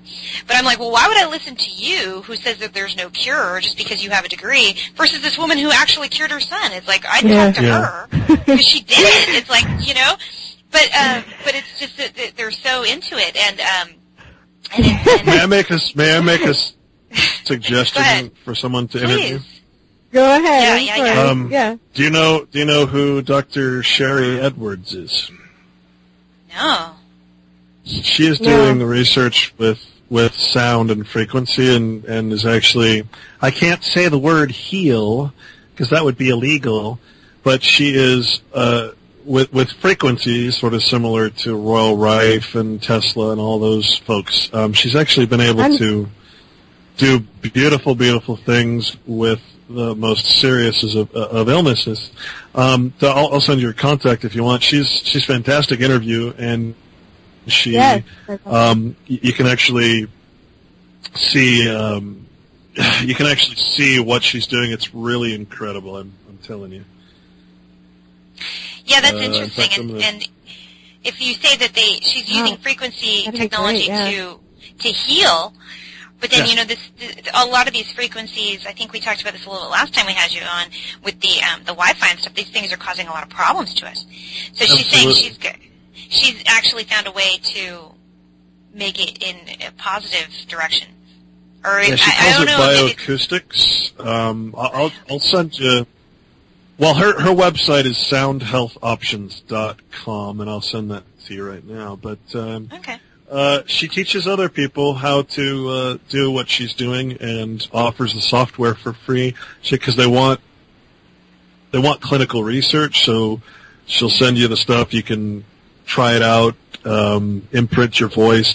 It's interesting when you hear her story. It's the most fascinating thing you'll ever hear because she can actually hear illness. She has a special hearing that she can actually hear things in the voice that tells you what's wrong with you. It's absolutely incredible, and she's turned that into a science that's apparently working. And there's a specific name for that condition where you hear things other people can't. I don't know what it is, but she actually went with it. And most incredible story I've ever heard. I'd like to support her if I had money. And I'd like to go up there and actually take some of her classes. She's in Ohio. But definitely look her up, ask her if she'll do an interview. I just interviewed her like 3 weeks ago. Fantastic. Oh, thank you so much. Yeah, we're totally open to stuff like that. Yeah, that's great. really interesting. And so, but what's funny, what you're talking about this credentialism thing, just going back to that a little bit, is that what about people who, like, say, are credentialed, like Dr. Suzanne Humphreys or some of these people who are doctors and then they've done the vaccine research, but people still don't believe them. Yeah. Yeah. You know what? Yeah, it's like you're fighting with somebody. You give them like, oh, well, I have doctors to back me up. Oh, they're not good enough, or they're fringe doctors, or they're. I think the powers that be actually like that because it creates what's called cognitive dissonance. Cognitive dissonance is basically the most important tool that you have in advertising because it's basically a battle of the ego over logic and reason. It's for instance, a nurse who still injects child knowing knowing that it's going to probably harm that child is suffering from cognitive dissonance because she knows, or she has to believe that it's okay to do what she's doing because it's her job and she's vested in it. So I think they actually like it when certain doctors come out and say, oh my God, I've seen it, because it creates sort of a fringe element. It adds to the cognitive dissonance. And, somehow that makes the desire for some people to get a vaccine even stronger because they want to disprove, through their ego, they want to disprove the facts. Good luck. Oh yeah, remember that lady that came after April? There was this lady that came after and commented on her page one time. She's like, "Yeah, I'm going to get double vaccinated," and we're like, "Great, go for it, do it." But I remember that. I was like, "We're not." It's like they're just people. We've been April and I've been discussing this lately that are just more interested in being right than interested in the truth or interested in even what is good for them or what is the best for them, because they can't let their ego go or they don't want to admit that they've been duped, and that, I guess that's their ego again, right? Like, Yeah, it's a horrible realization, and you realize it more and more the more you talk to strangers and the more you listen. Like, I like to eavesdrop, I'll admit it. I like to eavesdrop if I'm in a restaurant or sitting somewhere and I'll just hear a conversation, and I'm amazed at the total ego that people operate by. I mean, I feel like after learning all this stuff, I feel like I've kind of lost my any ego. I mean, it's difficult to have an ego death. Some people even say it takes mushrooms, but yeah. I at this point it's just like, oh man, you just want to you want to teach, but you don't want to come off as being, I don't know, being pushy or being. But yeah, and I guess even though I think when you first start to find out this information, you want to tell people and you want to shout it from the mountaintops because you want to save the world, and you realize that not everybody really wants to be saved. They don't want, they're not open. They don't want to hear what you have to say, or. And that's why I tell people like you all the time, because this is what I figured out. If you're out there as part of the quote unquote truth movement, if you're thinking that you're going to save the entire planet or save all the sheep, you're barking up the wrong tree. The only revolution that's going to happen is the revolution of the individual mind. There's not some collective consciousness that's just going to wake up, because if there is a collective consciousness, we're basically chemically lobotomized at this point. And I can read you quotes that they were talking about vaccinating out empathy, 100 years ago. I mean, that's been the plan all along. So you must appeal to a individual when you're talking to people. I mean, I try to do that on my radio show is really, and if, you know, someone emails me, I'll take the time to email them back, I'll call them, whatever, because the only way you're really ever going to have success is one person at a time. I hate to say that because we're all set up in this way that we think we're reaching all these people, but people have been doing this for a long time. They realize the same thing, that it's an individual thing. You have to show true intent, love, in order to really get through to people, unfortunately, and that's tough to do in an internet radio situation, you know. But do you think because of the internet that there is a broader awakening of consciousness because we're able to get information out to people from all over the world, and in the form of videos and articles and stuff, because we didn't have that before. So that's the thing that's true, but there's way more misinformation. Some of it is honest misinformation. In other words, people that just don't, see the bigger picture yet. I include myself in that. I go back and read some of my original blog entries from 3-4 years ago. I'm like, what the heck was I thinking? And I'll make that statement now. In 3 years, I'm going to know an entirely new construct of what I already know, and I might be wrong about things, and that's okay. The problem is we spread a lot of different disinformation. Then there are the professional trolls out there. They're the ones that the CIA advertise for on Facebook. Right? So there's more disinformation. Unfortunately, there's a very few voices I think that are sincere. I'm completely never made a cent from anything I've ever done. I've taken some donations, but all my movies are free. Everything's free. So I don't. But if you did, is that a bad thing? If you did, know what I mean? Because you have to live.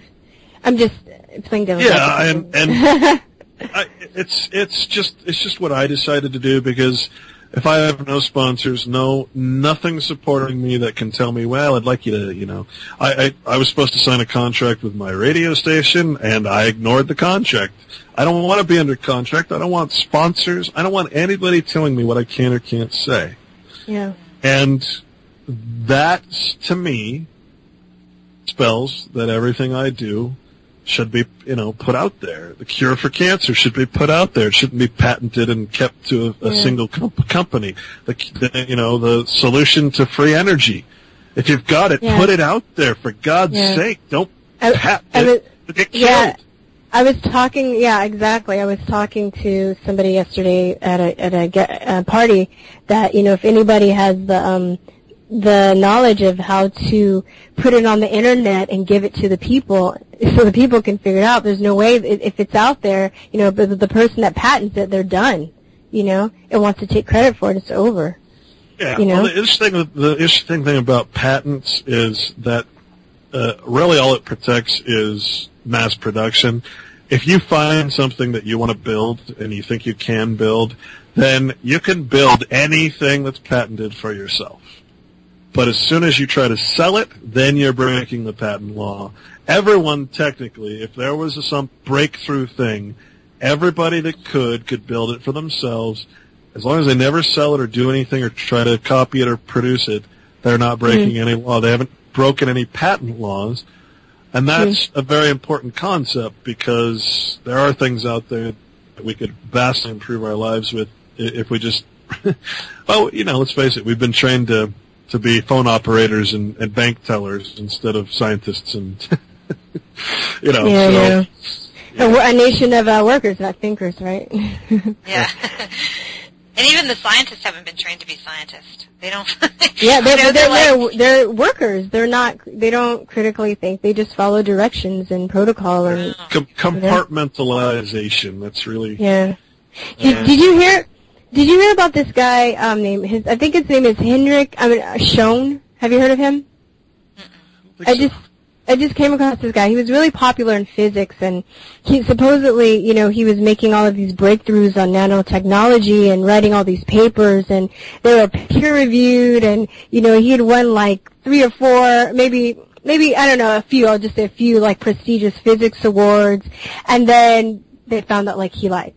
And it was all just, like, it was all just blown to bits, and this whole, like, concept of, like, scientists are very honest, and, you know, they're good people, or they're really smart, but the fact is he just basically wrote a bunch of crap papers, and it was kind of like the emperor's new clothes. I think a lot of people didn't want to admit that they'd been, you know, bamboozled until it really, you know, just the stuff hit the fan and they couldn't deny it anymore. But, you know, it's very interesting. I wrote to the Nobel Prize Committee and I said, hey, here's proof that Al Gore lied. It was Al Gore and Obama. I said, so can you take back the award? No, we don't take back awards. Sorry, go away.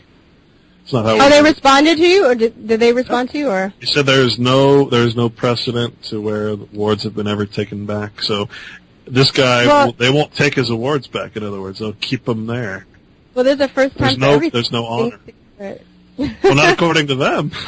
No, but you know, it's sad because Alfred Nobel would be turning in his grave right now because that's, you know, his intentions have been totally, you know, misused for what he really wanted it for, you know?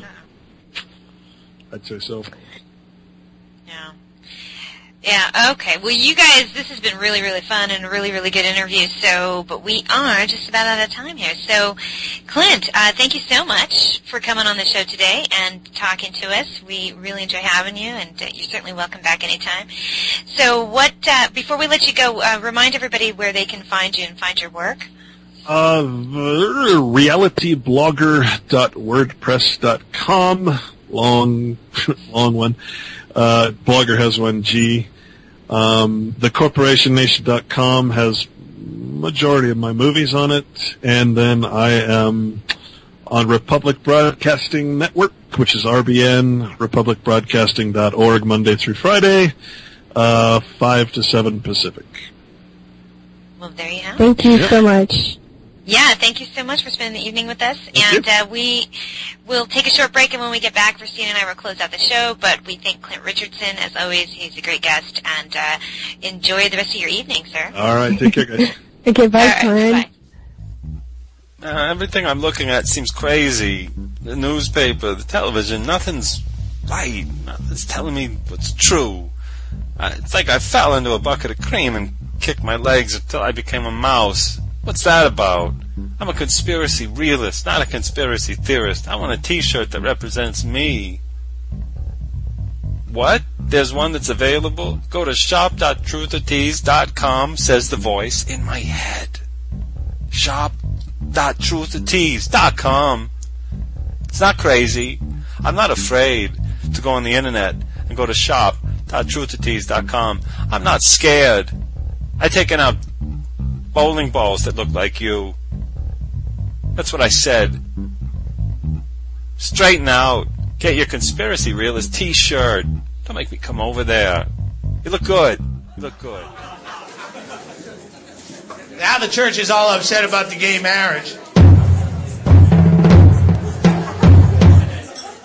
Why? It's one of those trick arguments where it's a big issue that doesn't really fucking matter, but at the same time, the arguments don't matter. Oh, the gays should not get married. It's going to ruin families. What? We have every right. Marriage should not be a legal institution. That's the argument you should be having, that no one will... The government should have no place in your love life. That should not... If you want to get married, it should be like joining a fraternity where you want to get married, you go to your church or your Chuck E. Cheese and they do a crazy rain dance around you and then some incantation and paffoom if you're a married person. It doesn't mean anything. What about tax breaks? Well, fuck it. If you want tax breaks, incorporate, right? The government should only look at you as an individual no matter what. Right? What if you're a fucking idiot and you're ugly? It's like the carpool lane. You can't find someone to marry. It's discrimination. Right? It should not be a legal institution. It shouldn't exist. If marriage didn't exist, would you invent it? Would you go, baby, this shit we got together, it's so good, we gotta get the government in on this shit. We can't just share this commitment between us. We need judges and lawyers involved in this shit, baby. It's hot. But someone invented it. And now you gotta do it or you're an asshole, right? It's like Secretary's Day. Every day was fine when you shuffled into the office till someone said, oh, it's Secretary's Day. And now you're a dick if you don't bring her flowers. Someone invented marriage, and now you're a dick if you don't marry her, and I'm a dick if I don't show up. And it's a boring, egomaniacal ritual that no one wants to go to. Don't ever for a second think that someone wants to be at your wedding. It's the most boring, horrifying experience.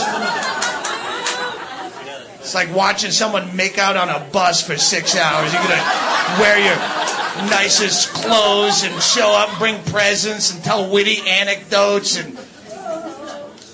I watch you, my friend up there going, I'm going to tell you what love and commitment mean to me. Is the first time I saw Laura Ann, my heart swelled up like a million. If I'm going to be that privy to your most intimate details, I'd rather just watch you fuck. That's a wedding. Yeah, let me watch you fuck with a miner's cap and get in there and see all the fucking boils and fucking heat bumps and gross. Hey, welcome back. Thanks for listening. Hey, Virstyne. Hello, April. Bonjour. Bonjour. Bonjour. You know, it's back. funny. We're back, and I was just thinking because we brought Clint back because the first time we had him on, we couldn't get to all of our questions, and I think yet again we only got to about half the questions. I know. I hate when that happens. What? But it's just. I think it's Clint. I think he just has so much to say, and he's really interesting, though. It's not, he... Oh, yeah, it's... Let him talk, it's just that... Oh, it's great information, don't get me wrong, but it's like, dang, we thought we got him, but we don't. We need more. We need more. So we gotta bring Clint back, and we'll just do a week. We'll do a month of Clint Richardson, that's what we'll have to do. We'll do a Clint Richardson special, that's what we'll have to do.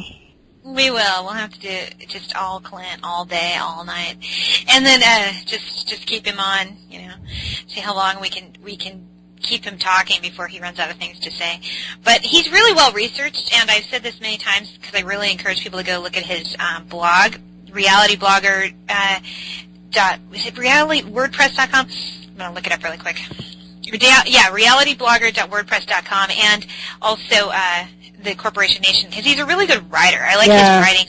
He wrote, I wanted to talk about this, but we didn't have time, but he wrote an article about George Carlin that I thought was really interesting, and he talked about his work and him as an artist and as a comedian, and he said, the really good comedians aren't funny. They tell you the truth. And I think George Carlin is pretty funny, but I kind of know what he means is basically like there's an uncomfortableness about it. There's like almost a way that you laugh because it's an uncomfortable laughter that they're able to provoke out of somebody. Right. Yeah. You're uncomfortable with it because he's telling you the truth, and it's an uncomfortable truth, and you're like, whoa, that's for real, but you laugh because, it sort of gives you that uneasy feeling. You're like, Right, and when I read that article, and he wrote that about a month ago or so, I sent him a Skype message, and I said, this is really good, and we, chatted about it a little bit, and I said, I also feel that Louis C.K. would fall under that category. And we talk about the C.K. all the time because he's one of our favorites, and he doesn't get political, but he talks about the truth. He tells the truth about things, and it's really interesting. And Clint also worked in Hollywood, so he knows the Hollywood tricks that they use to make you think things are funny sometimes when they're not. Mm-hmm. They use soundtracks and they use laugh tracks. Oh, I hate those. Well, the shows that do studio audiences hire the audiences and then they tell them what. Oh yeah, well I've been a part of those audiences. That's how we would raise money for our shows in school. We would go and watch, and it was awful. It was boring as hell. But I remember, they have the applause and you have to clap, or it was awful. Yeah, most of those shows they do that, and then the people, the talk shows for sure, because it's really hard. I mean, they do a show every single day, and it's hard to fill the seats with people because sometimes tourists will want to go and just check it out. Well, yeah. I'm sorry, go ahead. I want to add to that. Yeah, because that's how we would go in during the fall, because I went to school in Hollywood, so that's how they would, they would get us, and they would pay us like $5 a head per hour. So we get like 30 kids to go. So what is 3 times 150 an hour? Plus, then if we were there for like 3 hours, that's like, $450 toward any project. That's how we would raise money. We would go to these shows for bands, or either for any productions that we were doing, like performing arts productions and stuff.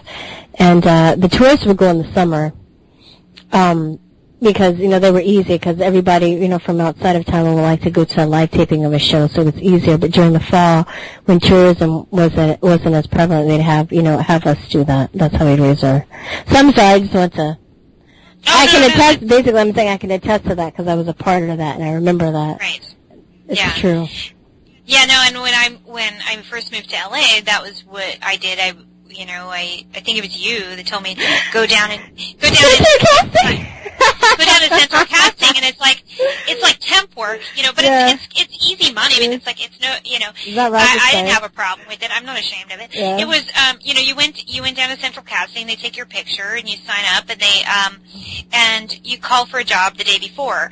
And that's. But anyway, they would do these shows sometimes. You would have to go in, and I think I was a regular on The Other Half, which was an old talk show. It was with Danny Bonaducci. It was like really, really dumb, but anyway, whatever. But I mean, they tell you when to laugh. The whole thing is getting back to what Clint was talking about in his essay was how, some of these things aren't necessarily funny because they are true and they are serious. But people would laugh either because they were uncomfortable or because they were told to. Because, if you're on the Jay Leno show, you're on the Tonight Show or something like that, most of the people in the audience are paid to be there. Yeah.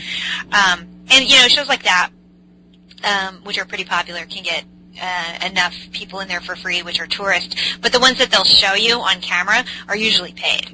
Because then they want you to dress a certain way, and you have to have, you have to look pretty clean cut to be on those shows and stuff like that. And so those are usually the people that are paid. But then they tell you when to laugh, and they, so it's not real. Nothing about Hollywood is real. It's all a farce, But and he worked there, and so he saw it firsthand, and we screwed around there a little bit, so we saw it firsthand too. But anyway, I guess during the break, I played a little bit this excerpt from this stand-up comedian Doug Stanhope. Are you familiar with Doug Stanhope? I'm familiar with him. I don't think I've listened to his stand-up, but I've heard you talk about him. Yeah, Doug Stanhope does this bit about marriage, and I thought it was really funny, and it was very it fit what we were talking about earlier with Clint when we were talking about marriage and the institution of marriage and how it's basically, this whole government intervention where they're like in on your marriage. I thought it was really funny when you said it's like a menage a trois. It is, though. I was thinking about that. I was like, when he was talking, I was like, ew. Yeah, I'm like picturing me about to make love with my husband and the government's looking in the window. Don't forget about me. Fucking NSA Big Brother, that's what I'm like. Oh my God, little voyeur. Yeah, that's what I'm, anyway. Right, and then but Doug Stanhope, what he says in the piece is like, at what point did people, decide that they wanted to be together and they had this really beautiful relationship and they wanted to spend the rest of their lives with each other, and they're like, we can't just keep this to ourselves. We got to get the government in on this. When you think of it that way, it's like, wow, that's really weird. Like, how did people decide to do that? And so this whole gay marriage thing where they're fighting for the rights to have a legal marriage, I mean, I kind of smelled that out as a farce right away. I was like, Well, I would say though, for gay people, I want to say this too, that when you have marriage rights, God forbid, say one of the people in the relationship gets into an accident, because I've known a couple people that this has happened to, or one is sick, right? And then the family doesn't approve of them being gay. Well, they're not allowed, because they're not married or there's no jurisdiction involved. They're not allowed. I'm not jurisdiction. Oh God, there's no laws involved, I guess. That would give the partner rights to see his or her, fiance or lover, right? So I mean that's important that's important. You know what I mean? So in that instance, the family would take over and they won't give them any rights, and that kind of sucks. You know. Well, that's true of a couple that's heterosexual and not married as well. So I'm saying for the gay rights, a lot of gays are fighting for that too. You know, because of. Right. I'm sorry. Go on. You were talking about. Well, I'm just saying that I actually know people who in a heterosexual relationship where that kind of scenario took place. So wait, because were they married? They weren't married. They weren't married, but they had been together for a long time. Gotcha. They had lived together. They basically had a domestic partnership, you know. And so it really, I mean, it could just be if the parents are just assholes, you know, or they're just not approving of the relationship. And maybe it's not that they're assholes. Maybe they have a reason not approve of the relationship. All kinds of things that go into it. But the point is that the government, I didn't even ask him about taxes because that whole shim-sham on the wham-wham is such a big farce because we pay into income tax. This whole idea to get married in order to get a tax break is just absurd because I liked how Doug Stanhope says, you know, if you want tax break, you should just incorporate, you know, because basically if the government and everybody involved should see you as a person no matter what. And that was the point that he was trying to make. And I guess I brought this up because we were talking about comedians, and I would say that he falls under that category of one of these comedians that borders on not being funny because he's like, he tells the truth, and you know, or as best as he can, and as best as he understands. And sometimes he's, you know, kind of sweaty and drunken, and gets out and he kind of is off-putting. But he sort of tells you the truth. And then there's other times where I've seen him and he gets very introspective and he's very sincere and he touches and it's sort of moving, you know. But I can see where that not funny kind of thing may come into place for somebody like that who's really, really smart and doesn't and just sort of speaks the truth because, you know, I mean, I don't know, the whole idea of getting married in order to have the government acknowledge your relationship, it's like, again, you know, appealing to that false sense of authority of something that doesn't even really exist. Yeah. You know? And what was the other thing that he was saying? Oh, I forget. So what were you saying? I forgot too. Clint, why are you leaving us speechless? Well, no, I see what you're saying. You're saying, because we were going back to the gay thing, I'm saying, I've talked to some people and you know, it made me think about, oh, well, that sucks. You know, if your lover gets in an accident, there's no law saying that you're together, so therefore the family, but you're saying that the heterosexuals done the same thing. But then, but basically what you're just trying to say is this whole appeal to authority that gay people, I mean, that everybody is basically appealing to a higher power to ask them how to live their life, basically. Right, exactly. Yeah, that sucks. Yeah. And then, you know, we also talked with him a little about and I think that's how we ended up not getting to all our questions because we had so much to say about the credentialism thing. Remember? He gave us that word, credentialism. I know. I think a new word. I'm excited. I'm going to throw that up. I've been using that like the past week. Yeah. The credentialist attitude. Yeah, we need to do a show on that because that gets really, really annoying, this whole notion, because somebody, you know, has spent a lot of time in college, they therefore think that they're better than you, to put it mildly, you know, or to put it bluntly. They're not going to say I'm better than you, but, you know, I can understand if you've gone to school for a certain amount of time and you spent energy and time and focus and this, you know, that people like to pull this card of as, you know, I have a PhD and I have a master's, you know, or I went to college and you didn't, therefore I'm better than you. And basically they're not going to say that I'm better than you, but they're not going to give you the respect, basically, that you should get. And, you know, there's somebody, and I was saying, you know, you could, I respect the fact that, you know, if you go to college and, you know, you have a specialty in some sort of area in life, and you've been putting focus and research and experience towards that for a certain amount of years. But yet, if you have somebody that's been doing the same thing for the same amount of years, maybe even more, but they don't have credentials to flash in front of you, then, you know, that person is totally ruled out, or they're not even, like, given a voice. It's just ridiculous. I know, and the funny thing is, it's almost like the credential itself sort of, once people get that, then they stop learning. You know what I mean? Yeah. It's almost, I'm not trying to generalize. Yeah. Because, we don't like to do that either and say that applies to everyone, but, cause there's always exceptions, but it does seem like then they stop researching, they stop doing the read, because they just know it all already. Yeah, yeah. Even though, in science itself, they'll tell you that they change their understanding over and over and over again. They constantly are relearning it, or learning that something that they thought was one way isn't. Yeah. They learn, they think the world is flat and then they realize it's round, or what I mean? And all kinds of things. It happens all the time. And yet, they will, because of their credential, they close their mind off to any type of outside work, where people who have researched stuff really have researched it far more than they have, with all their degrees. Yeah.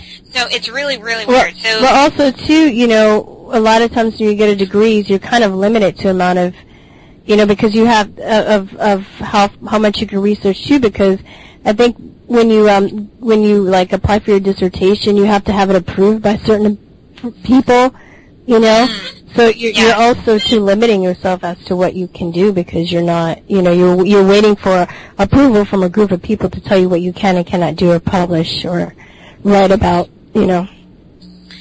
Right. And so Clint is going to have to come back because we have more to ask him, and he is a good guest and really interesting writer. So we thank Clint Richardson for being on the show. We are out of time, so we thank all our listeners for staying with us, and really appreciate you hanging in there with us. Until next time, peace, truth, and love, y'all. Peace, truth, love, guys. Bye-bye.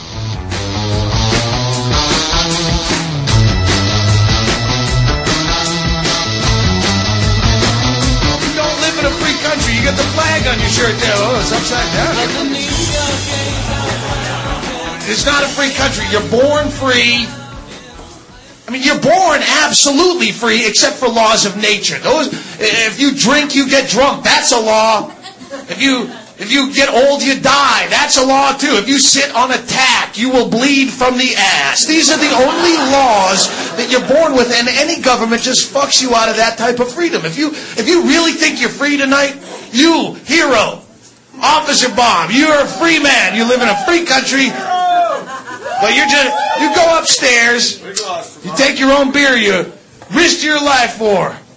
You sit on the hood of your monster truck in the parking lot, drink your beer, and see how long it is before actual veteran cops come by and pound on you with truncheons on the kidneys to show, why can't I do it? I'm just having a beer. What? I don't know. That's the law, though. You don't fuck around. You can't drive down the street without a seatbelt on. Why not? I don't know. You're going to put on a helmet. You can't sit in your own backyard naked, your own filthy, dirty flesh that you're born with. You know that body you carry around? Filthy. You can't sit up. Why not? I don't know. That's just the way it is. Mother! You're not free. You're not free in the least. You need a diploma in this country to cut hair.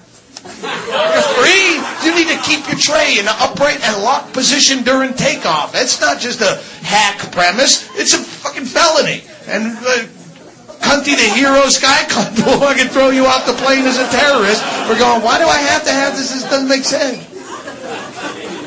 They say if you give a man a fish, he'll eat for a day.